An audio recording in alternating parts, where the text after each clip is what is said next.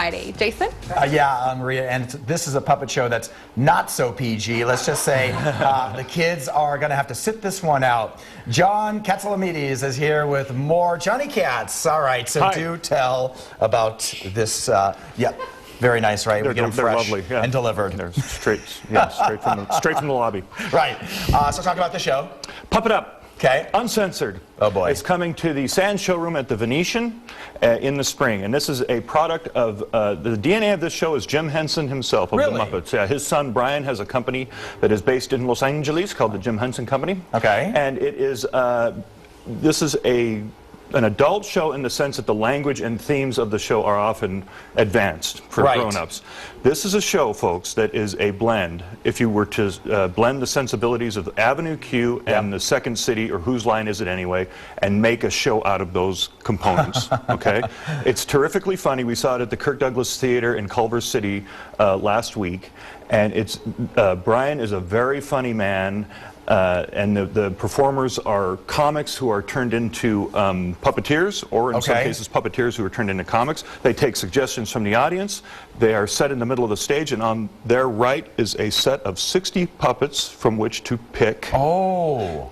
And on their left-hand side is where they sit, and they're monitors over the stage, and they just let it go. It's loosely scripted in some cases, but that's how Puppet Up works. Yeah, I kind of like that idea. So it's different every time. It's totally different every time. There are a couple of set pieces that were derived from Jim Henson's work in There's one set piece from 1956, an old scene that they resurrect. Okay. Another one from 1965 that Frank Oz developed, and Frank was an original Muppet creator, and he was the voice of Bert and the model for Bert and Ernie. Yeah, of course. Now, you won't see any Muppets in this show, any actual Muppets. I was going to ask you that, yeah. Any familiar puppets at all? They're not familiar faces. You're not going to see the Miss Piggies, the Kermits, and Fozzie Bears, and those, because Muppets are owned by Disney. Oh. Disney owns Muppets. Okay. This show is not a Disney show. It's the co-producers are Base Entertainment of in Las Vegas, and Spy Entertainment, Adam Steck's company, which has Divas and Human Nature. And those shows. And those are the co-producers of the shows and the creators of Henson's company.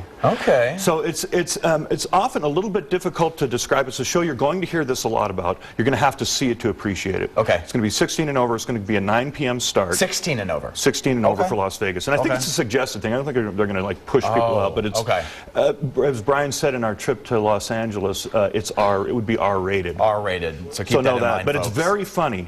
It's very funny. It's very inventive. And it's unique. And we've had mixed success with anything puppet in Las Vegas. Avenue Q didn't last very long. Avenue Q did not do well here. But you have your Terry Faders of the world and Jeff Dunham, who comes once in a while, right?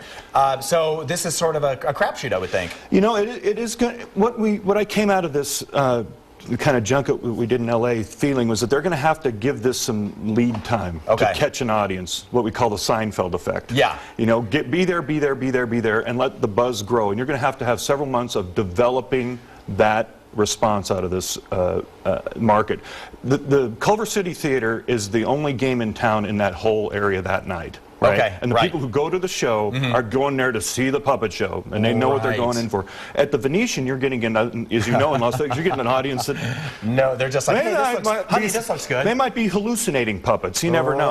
And so you're going to have to, educate them. It's a bigger venue here in Las Vegas. Yeah. It's a bigger charge, and it's going to take some time. And this is not going to affect anything that Human Nature has planned, by the way. Oh, okay. If they do or don't go back into that theater, I believe that they are, but they're still, that doesn't shake their schedule at all. They're still on their regular schedule.